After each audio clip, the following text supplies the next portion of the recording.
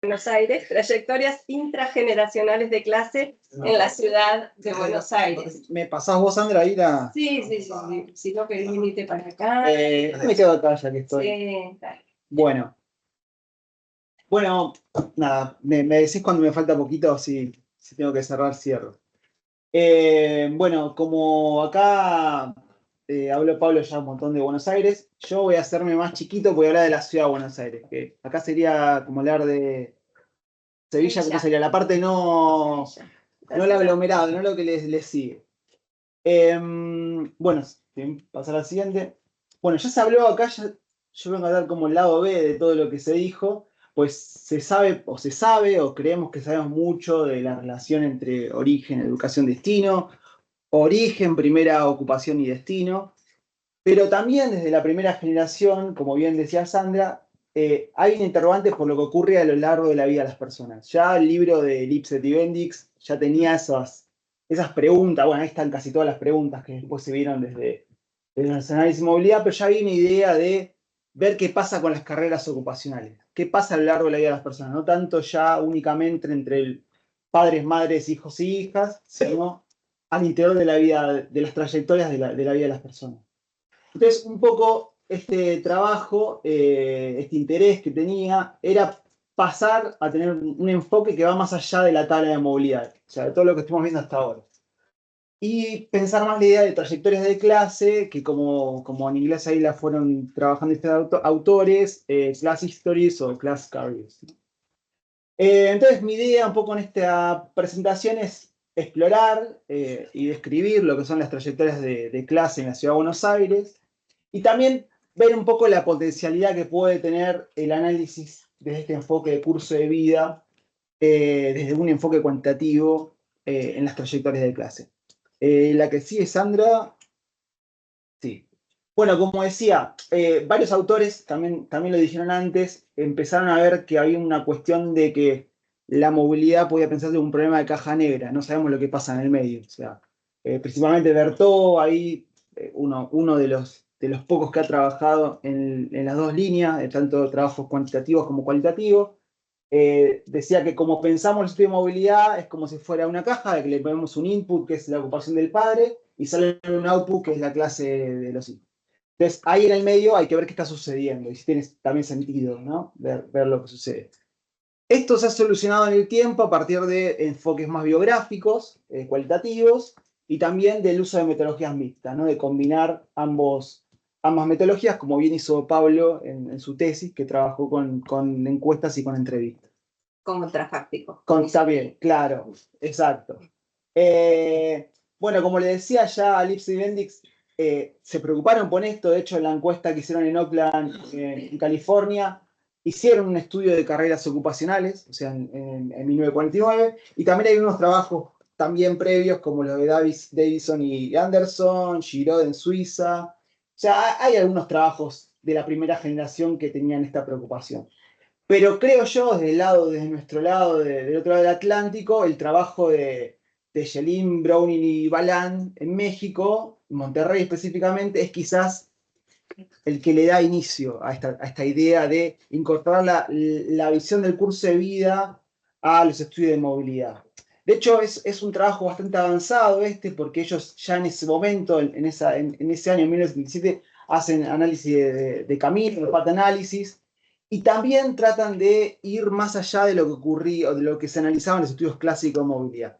Y empiezan a pensar esta idea de pensar el curso de vida de las personas, qué sucede a lo largo de la vida de las personas, de la cohorte y también de la generación, de vincular lo que sucede entre padres e hijos. Entonces, ahí ya es bastante innovador. La que sigue. Bueno, el tema es que ya década de 90 empiezan a aparecer los avances tecnológicos, el uso de las computadoras más potentes para analizar datos, y se trae el análisis de secuencia de todo lo que tiene que ver con la biología molecular y la ciencia de la computación a las ciencias sociales, que de la mano de Abbott principalmente, y ahí empiezan a aparecer diferentes trabajos que empiezan a pensar la idea de trayectorias de clase desde el análisis de secuencia, que ahora voy a contar brevemente de qué va. Pero acá, bueno, acá dejo algunos trabajos que se han basado de alguna manera en esta técnica. Hay algunos trabajos de Chan, de Halpin, en Inglaterra hay unos trabajos de Bucody y Goldor también. Están los trabajos de México, que son quizás en América Latina los que más han avanzado con este tipo de enfoques. Y acá traje también algunos de Argentina. Está el trabajo acá de Paula, que trabajaron en trayectorias educativas, consecuencias. Y hay algunos trabajos de Joaquín de Carrascosa y Ruth Sautu. Y algunos trabajos que tienen con trayectorias residenciales. Pero poco hay de trayectorias de clase. Si queremos pensar a las trayectorias desde un enfoque de clase. La que sigue, Sandra. Entonces, brevemente, básicamente de lo que trata la línea de secuencia es de tomar justamente a lo largo de la vida de las personas, considerarlo la mayor cantidad de años posibles que tiene la vida de la persona y ver cómo se va dando la sucesión de diferentes posibles estados que pueden tomar los individuos en el tiempo. Traduciéndolo a una unidad de clase, ver los cambios de clase que van teniendo las personas en el tiempo, cómo van cambiando. Es un procedimiento bastante estandarizado, ahí más o menos dejo los pasos, pero no me quiero detener mucho. Se trata de una técnica que se suele usar el optimal matching o emparejamiento óptimo, como se lo conoce, y después, como es medio complicado analizarlo desde ahí, se lo reduce a una tipología o una clasificación a través de una técnica de clasificación.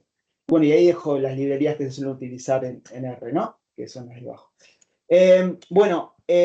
Esta encuesta que se hizo en la Ciudad de Buenos Aires es una encuesta inédita, es la primera encuesta que se hace desde oficial, desde el gobierno de la Ciudad de Buenos Aires. Incluye 3 cohortes de análisis de datos, o sea, se sabe lo que ocurre a lo largo de la vida de la persona hasta el momento de la encuesta de esas 3 cohortes, 1948-1952, 1968-1972 y 1978-1982. Esos 3 grupos son los que podemos analizar las carreras, ¿no? Y básicamente para construir mi muestra trabajo con lo que ocurre en la vida de las personas desde los 18 hasta los 37 años. Y bueno, trabajo con el esquema GP que no lo voy a presentar acá. Lo único que le quiero agregar es que yo para poder ver las cuestiones de las carreras de clase, agrego 2 posibles estados más en las clases de las personas, las clases que pueden tomar, como presentaron acá las personas que me antecedieron, y trabajo 2 estados más, que son si estudian y no trabajan, y si no trabajan y no estudian, como para completar la carrera, para que no haya blancos en la vida de las personas. Bueno, ahí dejo cómo se hace la encuesta, es una encuesta particular, se la dejo ahí para que la miren, después de última podemos hablar. Y acá empezamos a ver los análisis. Básicamente esto es lo primero, uno cuando analiza por cohortes, yo ahí les traigo lo que son las carreras de clase o las trayectorias de clase más típicas, las 20 más típicas en los 3 momentos, que sería el gráfico de la izquierda. Lo que podemos ver es que en las cohortes más antiguas hay mayores carreras vinculadas a lo que tiene que ver con trabajos administrativos, con lo que tiene que ver con la clase trabajadora tradicional, más industrial, aunque estamos hablando de la Ciudad de Buenos Aires. Y en las cohortes más nuevas empiezan a aparecer carreras más vinculadas a trabajos no calificados, aunque también a trabajos en la clase de servicio, ¿no? Y lo que se ve acá al costado son, si se quiere, los estados que pueden tomar las personas, las clases que pueden tomar las personas, de acuerdo a cada 18 a 37 años. Y fíjense que entre la primera corte, la más antigua, generalmente el estado más común, la moda, lo que estamos tomando ahí, era lo que tiene que ver con las clases administrativas, trabajo de oficina. Y ya podemos empezar a ver que las cortes más jóvenes, los primeros estados más comunes son el estudio, ¿no? Empieza a ver el estudio como primera entrada, se queda a partir de los 18 años, o lo que se suele hacer antes de la Ciudad de Buenos Aires, antes de ingresar al mercado de trabajo. Y empieza a aparecer hacia el final lo que es el ingreso a la clase de servicio, ¿no? La clase de servicio inferior, que es lo que se ve en amarillo clarito. Entonces, ya ahí vemos cambios entre las 3 cohortes respecto a cómo empezaron sus carreras de clase, ¿no? La que sigue, Sandra. Bueno, y acá ya aplicando la tipología, aplicando la técnica de optimal matching, que lo que hace es ir pareando las secuencias, las trayectorias, ve cuáles se parecen más y la junta de alguna manera. Ahí vemos que llegamos a 7 tipos de trayectorias. Una vinculada a la clase de servicio superior, otra a la clase de servicio inferior, otra administrativa, otra de cuentapropistas y comerciantes, otra de clase trabajadora tradicional, una de trabajadores de baja calificación y una que le puse de intermitencia y salida del mercado laboral, que ahora después voy a entrar a explicar un poco qué es. Y a la derecha lo que me interesa mostrarle, lo que se ve en esas líneas negras que están ahí, es una medida de alguna manera de cuán, si se quiere, heterogénea es las trayectorias en cada momento de la edad de las personas. Lo que indica cuando baja de alguna manera la curva es que se estabiliza la trayectoria. O sea que las trayectorias empiezan a ser de alguna manera más, estar en una única clase. Eso después lo puedo retomar hacia el final. Puede ser un acercamiento a lo que los estudios de movilidad hablan de madurez ocupacional, ya cuando cambia menos la persona. Así que bueno, eso se lo dejo ahí para que lo miren. La que sigue, bueno, esto es un gráfico grande, voy a tratar de resumir las principales cosas. Son características de las diferentes trayectorias. Me gustaría detenerme un poco, bueno, están ahí las cantidades de transiciones que hacen las personas, la cantidad de cambios de clase que hacen las personas. En promedio hacemos casi 2,3 cambios a lo largo de 18 o 37 años. Algunas trayectorias tienen más cambios, como la clase de servicio superior. Fíjense, de 2,5. Esto significa que el camino típico es partir de primero de educación superior, entrar al mercado de trabajo quizás por algún puesto administrativo y después derivar en cargos más profesionales. Pero también tenemos con muchos cambios esta última trayectoria que es de intermitencia, que suele ser una trayectoria típica femenina, que son las entradas y salidas por cambios en la composición familiar, por tener hijos, separaciones, etc., que suele dar 3,1, ¿no? Significa que salen y entran, 3 cambios tienen, ¿no? Después vemos la entrada, bueno, promedio del mercado de trabajo, y al último vemos ese que dice ASW, es una medida de, si se quiere, de heterogeneidad de cada trayectoria. Nos encontramos con que las trayectorias más heterogéneas son la de cuentapropistas y comerciantes, que suelen ser bastante cambiantes, ¿no? Suele haber personas que comienzan teniendo un trabajo autónomo, después pasan a ser comerciantes o a tener algún trabajo como empleadores. Después pueden pasar quizás a un cargo más de asalariado. Suele ser la más heterogénea de todas. Y Sandra, la que sigue. Y acá lo que hice fue a lo último tratar de analizar un poco lo que decía Lipset y Bendix, de tratar de relacionar la ocupación del lugar de origen con las carreras ocupacionales.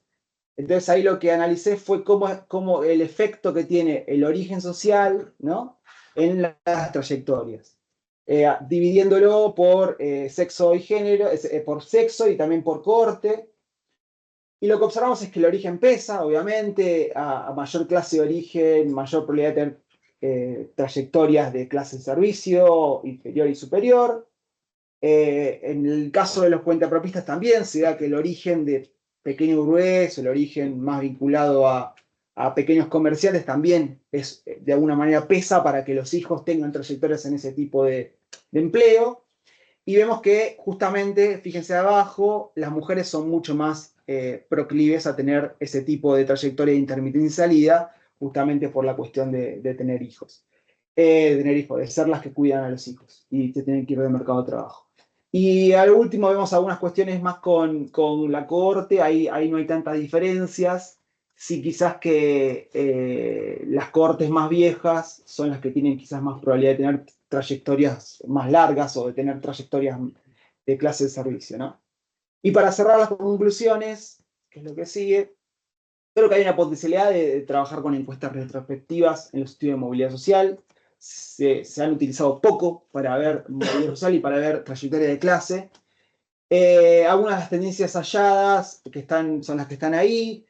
Atraso de las cohortes más jóvenes en la entrada al mercado de trabajo, normalización de las trayectorias en las clases de servicio y trabajadora.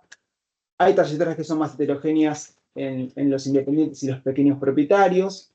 Las personas realizan algo más de 2 cambios a lo largo de su vida. Y el peso que tiene todavía el origen de clase y el género en el tipo de trayectorias. Y a futuro, que es quizás lo que quizás más me interesa para poner acá en discusión en la mesa, creo que, bueno, por un lado, trabajando con estas encuestas, está bueno establecer ver un poco qué sucede más allá de los 37 años, ¿no? podemos llegar a ver los 47 años, nos cargaríamos una corte, pero bueno, no importa, se puede trabajar. Evaluar qué otras técnicas de clasificación podemos usar para ver las trayectorias. Yo creo que podríamos hacer algo mucho más simple, después lo pensé, y directamente trabajar qué trayectorias hay para cada clase social, ver si una persona en los últimos 5 años se quedó en la clase de servicio, directamente ver las trayectorias para ese tipo de posición y no tanto caer en técnicas de clasificación que por ahí, para mí por ahí generan un poco más de ruido, pero es para pensarlo. Después hay otros tipos de técnicas de secuencias como el análisis multicanal que permite juntar diferentes secuencias, ya termino, que ya se está utilizando y que está bueno. Y por ahí encontrar algunas métricas mejores o estrategias para evaluar esto de la contramovilidad que no lo hablé, pero esta cuestión de que a veces las personas descienden de clase o ascienden, descienden y ascienden de vuelta, no solo respecto a sus pares, sino también en su propia carrera. Creo que hay que afinar un poco más ahí la técnica. Listo. Muchas gracias.